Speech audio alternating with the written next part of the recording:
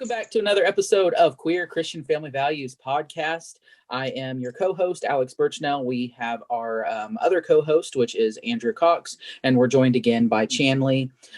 If you are interested in staying up with all of the fun things we're going on with, then check out our website, queerchristianfamilyvalues.com, as well as our social media. If you would like to financially support all the things that we're doing, such as binder giveaways, free resources, and all that fun stuff, check out patreon.com/QCFV. And let's get into it. So, Andrew, why don't you start us off? Right. So last week we did part one of a two-parter on feminism versus the church. And I wanted to address that for a hot second and go, why does feminism feel like it's against our church culture today? When we look at our church culture today, it seems, as we heard from Chanley last week, that and Chanley, feel free to jump in on your own words, but it seems like women are in a secondary position that are not treated like they have a legitimate connection to God, right? Yeah. That. Yeah. Which is so cheery and so good. But no, there is something that happens in the church, and when we think about the church as both this holy institution, but also a worldly institution, because it exists in this world, even though it's supposed to do a holy thing. It means it is striving for betterment, but also in need of critique, because sometimes it adopts tendencies of the world as opposed to tendencies of heaven. Get on track, people. So while we're talking about feminism, and we're talking about participating in a positive radical feminist agenda, I wanted to introduce some texts and some ideas that are connected to what Paul has to say about women. Now, Paul is not always painted in the most feminist way. When people think about Paul and women, they don't usually think he's this great empowerer of women in the way that he presents information and the way that he acts. But I would argue that Paul, as a minister of inclusion, is actually advocating for women in the way that he writes, especially when you consider the time that he's writing it. That's my thesis. When people say they use Paul to discriminate against women, what would you say to that, or how would you address that? I guess, like women being silent in church and all that fun stuff. That's a huge No, I'm just trying to figure out how to say this kindly. Are we past that? Well,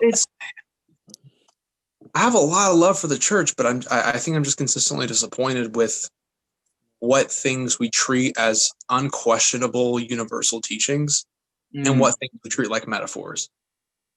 Like the book of James is inexplicably critical towards the wealthy not participating in the lives of the poor, to the extent that James is suggesting that, they might not have a faith at all for the way that they treat the poor. Yeah. Valid. And we seem to treat that as some kind of like metaphor for not being kind. But then when we have a random teaching that says in, Timothy that women should be silent, for example, it's like, well, it's the will of the Lord. What are you going to do? And I guess I'll just have to be, not only just have higher pay, but I guess my wife has to be silent. Like, it's this really weird buy-in into a toxic culture that we pretend is faithful when it's actually just lazy. Chanley, what you were about to say? Yeah. I can't see which one. There we go. And then I can hear our daughter downstairs calling for us. I think it's really interesting what we'll use to kind of uphold worldly culture. Like, it's really interesting where we say, oh no, we're separate from the world. And then there are these ways that we just really deeply tie ourselves to how the world is, or in some cases, how the world used to be. And so there's this weird tug of war kind of just like, where do we say we're of the world and we're not? And I think this is one of those topics where it's just like, no, we're going to do this and we're not going to look towards the Bible necessarily for answers, but we're going to look to tradition for answers. And a lot of the times those traditions don't have to do with the church. They have to do with the world in a lot of ways. So we're kind of in this tug of war where like, this is how things used to be in the world, and that's what we're going to stick with. But we're going to be apart from the world because of how we think now. But how we're being apart from the world doesn't set us apart in any good way. No. It actually takes away a lot of freedom and a lot of grace from the church. Right. And like, I have this friend who recently said that his position is shifting on a couple of things, and is because he was reading and realized that you're supposed to be able to measure a tree by its fruit. What is the good fruit for women in the church with the way that we're interpreting Paul? So when we look at Paul, Paul wrote a series of letters, and I would argue only one of them should be presented as the theological letter that Paul presents that should be like universal. But by and large, every single letter that Paul presents is an individual letter to an individual church. That doesn't mean that it doesn't apply. It definitely applies. But there are some teachings that were meant to address a specific situation at that individual congregation, which means that today it should address a specific situation in our congregations and should not be universal. Yeah. Yeah. I think we forget sometimes that Paul wasn't writing these letters for us. Like, the Bible wasn't written to us necessarily. And to say that, well, Paul was writing this so we would know what to do down the road, like, that's not necessarily true. I think God and his power can like say like, no, this is going to be useful for like all these things. And just like, I'm not taking any of that, like the holiness out of that. But what I want to draw attention to is that these specific churches had problems that they asked an authority figure for advice on. Or in some cases, Paul's like, I've heard you're having this problem and I'm going to address this now. And there are always going to be things that we can take away, like these like very universal spiritual truths. But yeah, some of the things you're talking about of just like, you can't apply that across the board. Like, if we tell our kid how she needs to act in a specific situation in that exact moment and time, like, that's not going to be like a universal parenting rule necessarily. That's just going to be saying, hey, you're acting this way, you're having this problem, here's some guidance on exactly what you're going through in this moment. And that doesn't mean that any other parent ever has to apply that to any situation. That's super solid, actually.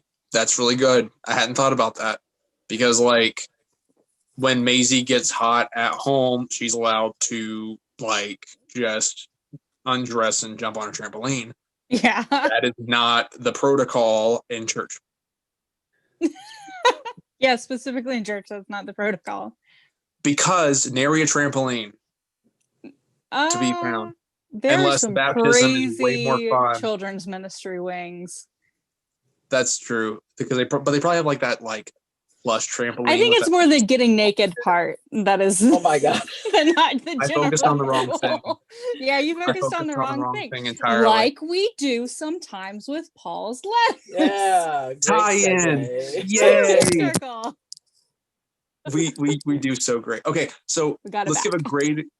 Golly, this is going to be such a great podcast, and it's the last one of this series, guys. It is. Oh, why boo?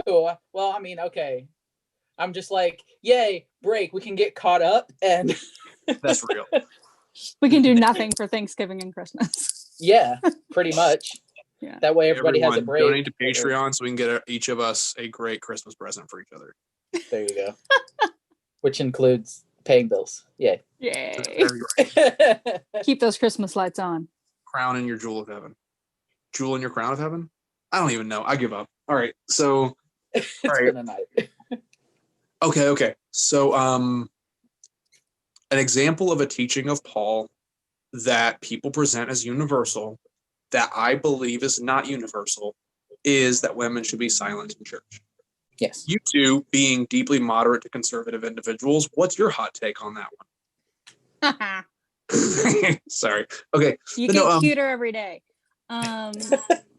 thanks. Yeah, no, I think what you're saying kind of, I can't remember if you said this on the podcast or just like when we were talking beforehand, but just like, no, you did say it on the podcast of just like these universal rules versus personal rules, but also what you were talking about of like if something Paul says contradicts itself in a later passage, that's a really good indicator that it's probably a very specific situation. And Fully I think that specific passage is one where we've taken it out of context, not just out of the letter, but we've taken it out of the context of the language and like the situation of what was going on. Because a lot of times we don't have the backstory on why these letters were being written necessarily. Like, not really. Like, this isn't a documentary series. This is some historical letters that we have where we don't have the back and forth. These aren't things that we can go back and see, like, okay, I see exactly what's going on in the situation. This is so and so kept a journal on this, and we know exactly what was going on from all these different perspectives. No, we just have, for the most part, just Paul. And we see the response to these situations. Are you holding a Littlest Pet Shop? Yes, Colin? I am. Yes, I am. He did that on the last one, or we have one podcast where he's like holding Don't break our monkey children's toys. Like, yeah, it's because our kids' toys are everywhere. He's recording in our daughter's room right now, and I'm in my office. He gets an office. I get our daughter's room, but that's fair because our daughter's in our room. Yeah. Well, I hope she's the boss, so she's that's real. So okay, like, and at some point we should definitely talk about 1 Timothy, because there's some pretty aggressive women language in that one. Mm-hmm. And if that's an individual letter, there was some drama in that church, and it was probably an elder's wife.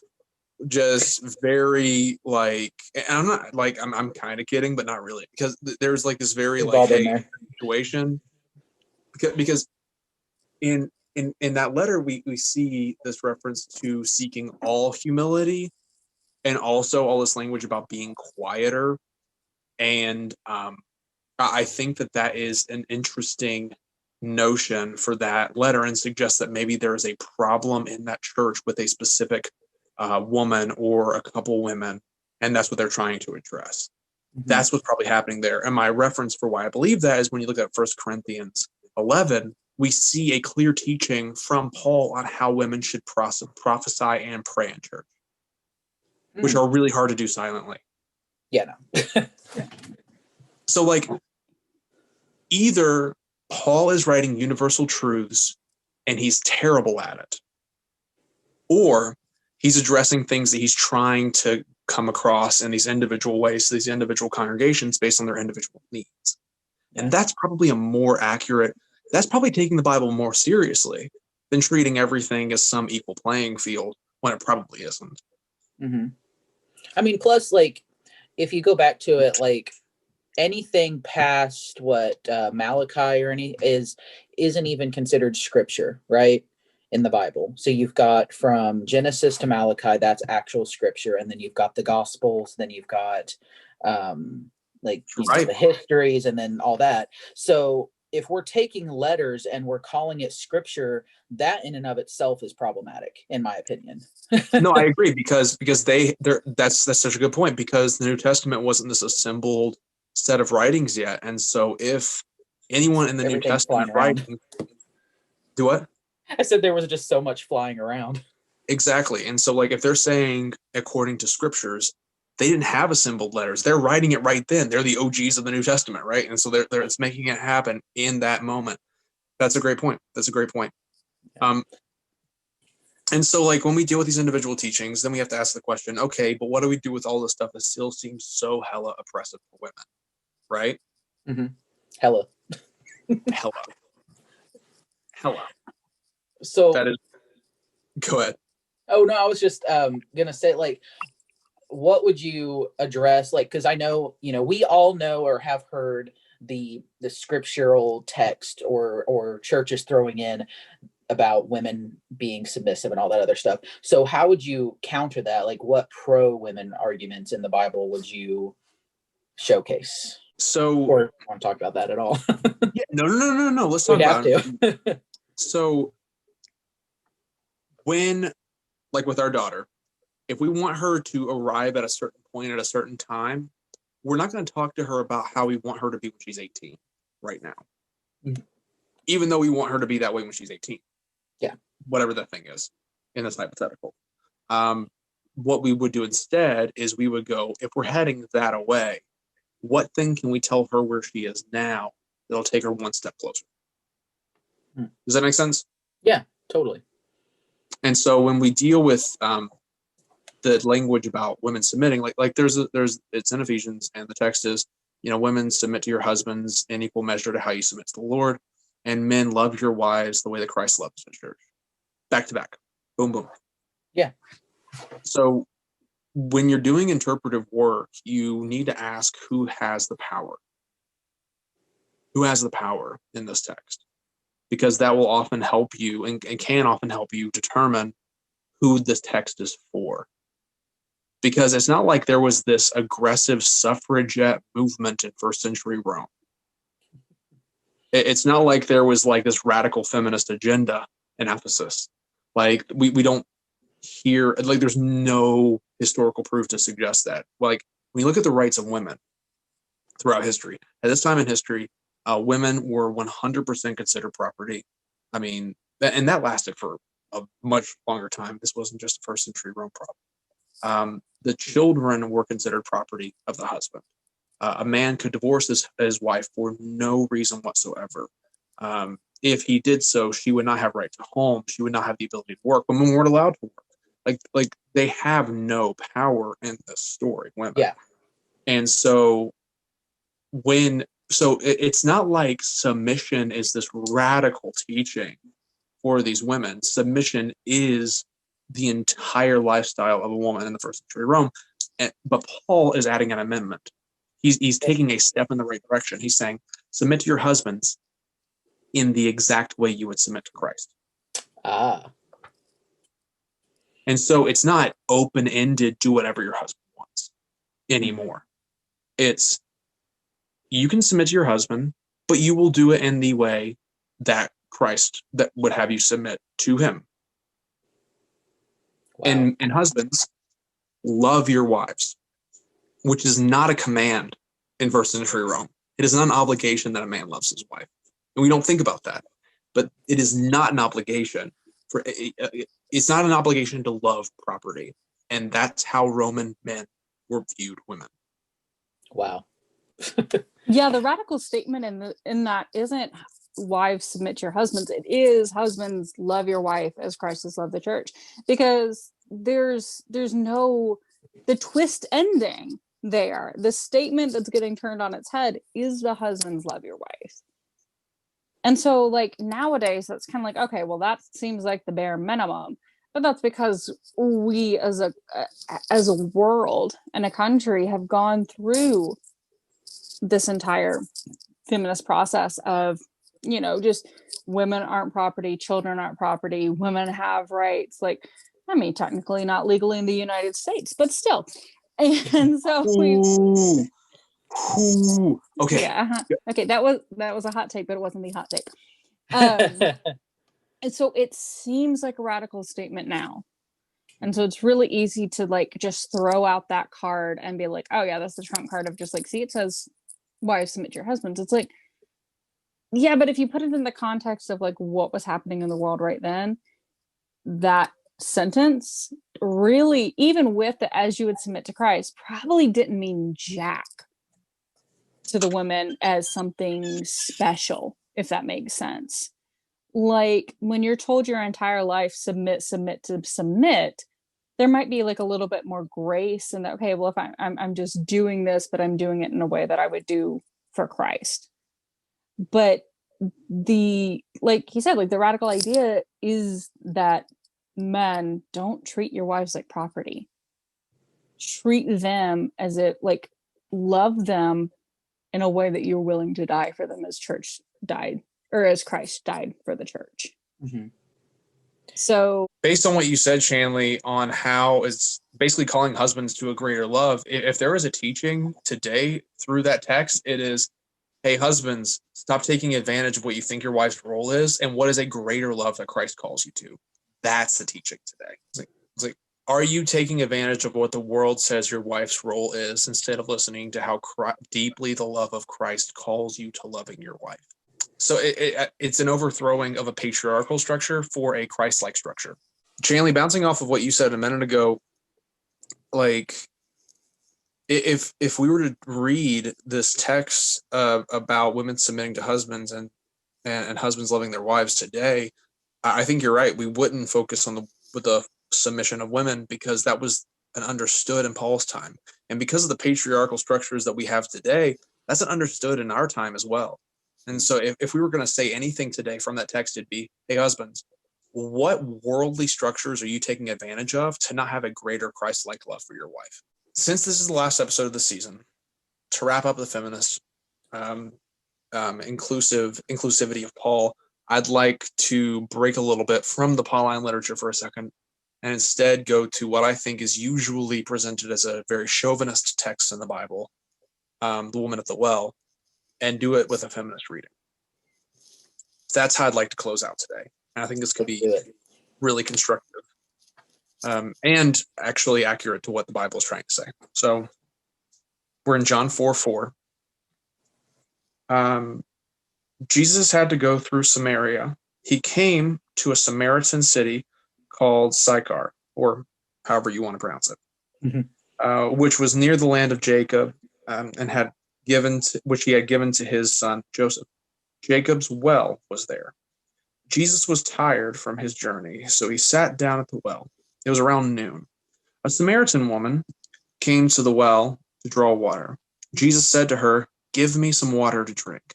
His disciples had gone into the city to buy him some food. Okay, so this is Jesus alone with a woman. Okay. We have Jesus, a Jewish man who is choosing to be alone, not just with a woman, but a Samaritan woman who is considered multiracial, multi-religious. Like she doesn't have a pure Jewish bloodline, so she wouldn't be considered the chosen people. She is a woman in a world where like men and women could not be alone together. And so Jesus is breaking all these cultural norms to address a biracial, multi-religious woman, multinational woman, and while also being alone. And this is where we find the story start. The Samaritan woman asks, "Why do you, a Jewish man, ask for something to drink from me, a Samaritan woman?" She knows what the standard is at the time, because Jews and Samaritans didn't associate with each other. Jesus responded, "If you recognized God's gift and who is saying to you, 'Give me some water to drink,' you would be asking him, and he would be giving you living water." The woman said to him, "Sir, you don't have a bucket, and the well is deep. Where would you get this living water? You aren't greater than our father Jacob, are you? He gave this well to us, and he drank from it himself, as did his sons and his livestock." And Jesus answered, "Everyone who drinks this water will be thirsty again, but whoever drinks from the water that I will give will never be thirsty again. The water that I give will become in those who drink it a spring of water that bubbles up into eternal life." Okay, we have a woman who is not part of who is not one of the chosen Jewish people. In fact, doesn't even associate with Jewish people. And then we have Jesus here saying, "I can offer you the greatest of blessing, and from you all these blessings will come forth." In a time where we're reading these other texts about how we're debating, "Oh, I don't know, should women be silent or not?" And it's just like, "Oh, should they only teach children?" It's like, "Oh, I don't even know, should they wear head coverings? I don't even know." Jesus is saying, you who are called unchosen and who are called to be submissive are blessed and guaranteed and chosen for something to be in you that'll spring forth to give blessings to all people. It gets better, because we screw this woman over so hard when we read this text, and we get it so wrong, and we need to fix this. So Jesus answered, whoever drinks this, they won't be thirsty again, and it will bubble up into eternal life. The woman said, Sir, give me this water so that I will never be thirsty and will never need to come here to the draw water again. And he said, Go, get your husband and come back here. The woman said, I don't have a husband. You are right to say, I don't have a husband, Jesus answered. You've had 5 husbands, and the man you are with now isn't your husband. You've spoken the truth. What we've done in this text is we've pretended this woman is some kind of gold digger or black widow or, homewrecker, and is jumping from man to man to man, as if in first century Roman world, a woman has that much power and has the ability to control a household that much. As if Jesus himself had not already given a teaching about how men should not be divorcing their wives for any reason other than adultery. This is not a world where this woman's manipulating the system. This is a world where this woman has been used and abused and traded out 5 times from household to household to household. And now the only reason she has a place to live is because she's shacking up with some guy that isn't her husband. And we've treated her like Jesus is addressing sin, but he never says to her, go and sin no more. No, he didn't. He's saying, I see what this world that got me backwards has done to you. I see it. I see what has happened to you. You are right. And I know what your reality is. And you are worthy of this living water in a world that tells you you're only worthy enough to go to a well. I think something else that's kind of important, like so 2 things with that. I think when you read from that lens, you hear the desperation on her part of just like, if you have something that can get me out of the life I'm in, I want it. Because I think otherwise we're just, we kind of ignore that part there where she's just like, yes, please. If I never have to come here again, if I never have to come outside the city just to get water again, I want that. And I think kind of like reading it flipped on its head a little bit of just like, Jesus knew from the beginning that this is who she was. Because he says, like, you're right. You were right to tell me this. I know you've told me the truth because I know your history. I know your background. I know what you've been through. He doesn't tell her after that, I will give you this. He tells her before that. So he's known this entire time what she's been through and how her life has been. And that's the person he's addressing. He's addressing her with full understanding. And he's saying, you are worthy of this that I'm giving you. And you have the ability to pass it on. I guess I have a third thing too, of just like, so often in the Bible and so often in the church, like women are told that they can bless the world through kids, by having kids, by teaching kids, all that. Like, just how many times kids were pushed at me as part of my ministry, just like this whole be fruitful and multiply. God, that gets shoved down women's throat. And it's always in a literal sense of just pop out as many babies as you can. And like that still happens. That happens in non-denominational churches. It happens in Baptist churches, churches of God. Like I've been to a few and I've heard it everywhere. Yeah. And here he is using this very, like, in a weird way, like I guess for lack of better term, like this reproductive language with her that has nothing to do with children, that has nothing to do with like actual reproduction. Like you hear the language he's using, and if you just switched out a few things, you could see where that would be about kids. And he's using a lot of language that kind of I've heard in that vein, but he's saying, like go and tell people about this. Yeah. As opposed to it being like that kind of reproductive language. So yeah, I had three things instead of two, but it works. They were all fantastic. So correct me if you disagree, but like when Jesus is like teaching, for instance, or even really talking, he doesn't mince words very often. Like we talked about how Jesus is sassy, but like if he's addressing something, he'll mention sin if he wants this to be specifically about sin. Like the adulterous woman that was going to get stoned. First of all, it was a lot bigger than her sin, that what was going on in that story, but he did mention go and sin no more, like you were talking about. But like you said, he didn't say that. He didn't mention anything about children or making babies. He didn't mention anything about her marriage issues. He it was he didn't almost say now go get married to this yeah, man and sin go no find more, your go find your original husband and like fix things. No, it's almost like he didn't put it on her to do anything other than just accept what he's offering. And I kind of had almost an emotional reaction to it, because it was like Jesus was addressing neglect, abuse.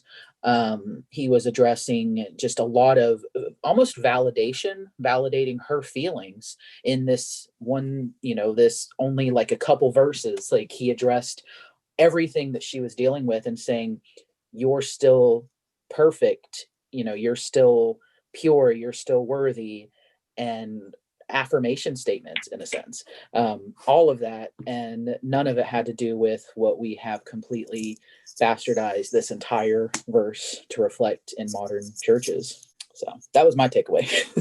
Chandler, do you agree with that? Yeah. So okay, so it would be one thing if Jesus was going, hey, I found this one woman that I'm going to validate. That'd be one thing. Okay. Mm-hmm. He goes further in a big way. This is what he has to say. The woman said, I'm starting in verse 19, Sir, I see that you're a prophet. Our ancestors worshipped on this mountain, but you and your people say that it is necessary to worship in Jerusalem or in the temple. Now, how did the Spirit of God get encountered in the temple? Oh, that's not a rhetorical question. Yeah. Yeah. Through a male priest. Through a male priest, that's right. And could any male priest could any man from the priestly line do it? No, and I think another important thing is like women weren't even allowed to talk to that priest. No, not at all. So she's saying, my people know that God can be worshipped on a mountain, but your people say that he has to be worshipped in Jerusalem. Not just in Jerusalem, in the temple. Not just in the temple, in the Holy of Holies. Not just in the Holy of Holies, but only by men. And not just by men, but by priestly men that women can't even dress. Now, is she saying all of those things? Is she making a feminist argument? No, but she is addressing a reality of worship for people, mm-hmm. right? Which, Chanley, I think that speaks to what you said in our first podcast, which is that mm-hmm. women are treated as people without a direct connection to God. Yeah, we've taken the temple and we've turned it into our marriage, where or opposite gender marriage, specifically just like kind of like the heterosexual marriage of just like men are still women's intercessor for God. Because when we say, husbands, you're the spiritual authority over this woman, what we've done is we've placed another human being in between a person and God. Mm-hmm. And if that isn't anti-biblical, I don't know what is. I mean, just genuinely to say, yeah, no, now that you're married, so there are two ways of reading that. Of like, now that you're married, you don't have direct access to God anymore. You have to go through your priest, your husband, to have access to God, which is something, I don't know if y'all remember the whole like tearing of the curtain temple being a metaphor or anything like that, but that was a big thing. Whole thing was supposed to end, with Jesus's death and resurrection. But there's also the other, like a harsher reading sometimes that, a lot of people believe that if a woman's not married, I mean, what spiritual connection does she have to God? And so that's kind of like one of those small ways that we don't necessarily think about, where we say that women don't have a direct connection to God. Like I said last week, of that being something that I think our baseline is wrong on. I think that's a really good example of that. Of, she's saying, it's like, okay, so I have access to God here, but your people say that only a certain few have access to God. And I think, unfortunately, we've decided to go back to that tradition and take it a step further. And it's not just in the church proper, it's in the homes of so many women. Just this wedge between us and God in a lot of ways. And I think that's affirmed firmly in this text. Like, as you mentioned, the temple curtain, and we should also address, like, when you look at the like older covenants, the mountaintop was basically like the Holy of Holies, right? Mm-hmm. So even when she's saying worship God on the mountain, like, who gets access to the mountain? I mean, there's still some patriarchal stuff going on there, right? Oh, yeah. And so, like, and not to disagree with you, I'm just adding to what you said. Yeah. And so this is what Jesus says to her about this. He said, "Believe me, woman, when I tell you the time is coming that you and your people will worship the Father, neither on the mountain nor in Jerusalem. You and your people worship what you do not know. We worship what we know because of the salvation that first comes to the Jews. But the time is coming and is here when true worshipers will worship in spirit and in truth. The Father looks for those who worship him this way. God is spirit, and it is necessary to worship God in spirit and in truth." What a way to end that. What? I said, what a way to end that. I mean, it with powerful statements. Well, yeah, he's saying he's addressing three barriers. One, the ethnocentric of it being just for the Jews, which is being torn down because now there's something different that is going to open the doors. The worship on the mountain, which is the for the Hebrew Bible, really a patriarchal separation, not just from between women and God, but from most people and God. And then the Holy of Holies in Jerusalem, which is a separation, which is like this like classist structure of like the priestly line, and it's ethnocentric and it's male centric. And he's saying the time is now when people, not men, people can worship God in spirit and truth. And then Jesus sends her back to her town to tell people this woman wasn't some lost gold-digging sinner. She was an apostle sent by Jesus to evangelize before his coming, before his crucifixion, that there is a way of being, and it is set aside not just for the Jews, but for the multiracial, not just for the holy people of one nation, but for multinational people, not just for men, but for women. And she will be the one that goes and teaches and preaches. That's how you read the woman at the well.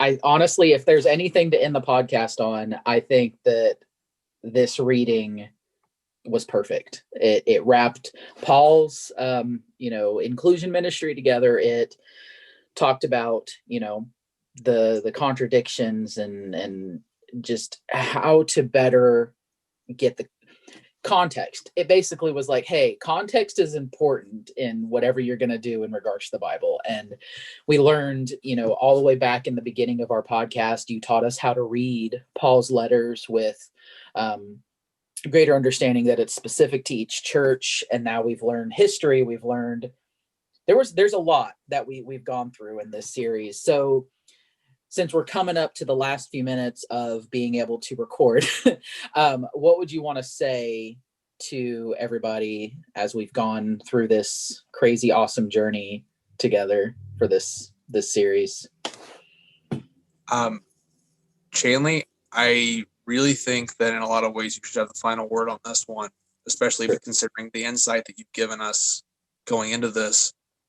We've gotten a chance to speak about what Paul has to say, but also what the kind of man Jesus is and the problems in the church, but the kind of world that the church can be. We're talking about inclusion ministry. Do you have a word for us? I guess if I was to summarize kind of everything I've been trying to get at, it's that there are no caveats to God's children. Like, there's no separation There's no hierarchy within that. There's no if, ands, or buts. There's no prerequisites. It is just every single person is a child of God. And if there's no hierarchy in that, if there's no prerequisites, if there's nothing that separates any of us from each other when it comes to how we interact with God, the highest authority, I don't think we as a church can justify having any other sort of hierarchy or separation within our church, whether that be in our church structure, whether that be in how the church talks about relationships. I think we should expand our understanding and our application of that, of there is no hierarchy apart from us and God. There is no separation between any of us. And yeah, that would be, I think, just the best way to summarize what we're trying to get across. And I would say that applies not only to what we've been talking about in terms of feminism, but inclusion ministry in general too. Mm-hmm. Well said. Well, I want to thank our listeners and viewers for sticking with us this far. I know we've had breaks between episodes and all that fun stuff that happens with life and COVID and trying to do this based on the internet and Zoom and all that fun stuff. But we are going on an extended break for our podcast.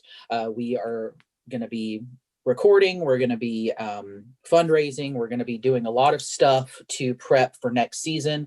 We don't have a date for that coming out yet. If you want to stay up to date with everything going on, please keep an eye on our website, which is where everything kind of culminates together. queerchristianfamilyvalues.com. Check out our social media, and as always, subscribe patreon.com/QCFV to help us meet our goals so that we can come out strong in season 2.